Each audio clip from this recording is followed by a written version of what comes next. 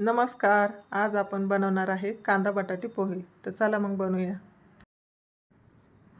सर्वात आधी आपल्याला पोहे घ्यायचे आहे. 2 पाण्याने स्वच्छ धुवून घ्यायचे. 2 वेळा धुतल्यानंतर पोह्यातली घाण सर्व निघून जाते आणि पोहे स्वच्छ होऊन जातात.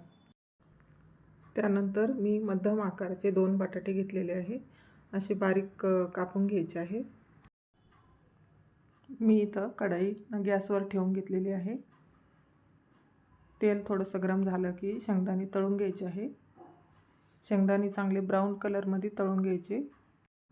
शेंगदाणे चांगले तळून घेतल्यानंतर काढून घ्यायचे एका ताटात. त्यानंतर आपल्याला यामध्ये बटाटे फ्राय करून घ्यायचे आहे. बटाटे फ्राय करत असताना थोडंसं मीठ टाकून घ्यायचं, म्हणजे चवीला छान लागतात.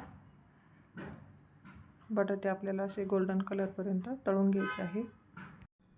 बटाटे आपण ताटामध्ये काढून घेऊया. पोहे आपले छान भिजलेले आहे. त्यामध्ये हळद, मीठ आणि थोडीशी कोथिंबीर टाकून घेऊया. चांगलं मिक्स करून घ्यायचं आहे. असं चांगलं मिक्स करून घेतल्यानंतर आपल्याला एक पळी त्याच्यामध्ये तेल टाकून घ्यायचं आहे. पोहे असे खाताना वातड लागत नाही.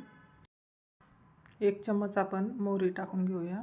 त्यानंतर कढीपत्ता टाकून घेऊया. मोठ्या आकाराचा एक कांदा घेतलेला आहे, तो पण टाकून घेऊया. कांदा हलकासा तळून झाला की यामध्ये मिरची टाकून घ्यायची आहे. मिरची चांगली तळून घ्यायची आहे. त्यानंतर यामध्ये थोडीशी कोथिंबीर आणि हळद टाकून घ्यायची आहे. कलर छान येतो. त्यानंतर आपले हे फ्राय केलेले शेंगदाणे आणि बटाटे हे मिक्स करून घ्यायचे आहे. नंतर आपल्याला हे पोहे टाकून घ्यायचे आहे. पोहे चांगले मिक्स करून घ्यायचे आहे. छान असे कलर येईपर्यंत मिक्स करून घ्यायचे आहे. बघा आपले पोहे किती असे मोकळे मोकळे झालेले आहे. पोहे भिजल्यानंतर 1 चम्मच तेल टाकून बघा तुम्ही, खूप असे मोकळे मोकळे होऊन जातात. या प्रकारे पोहे करून बघितले तुम्ही तर चिकट किंवा वातळ असे कधीच होणार नाही. व्हिडिओ आवडला असेल तर लाईक करा, सबस्क्राईब करा.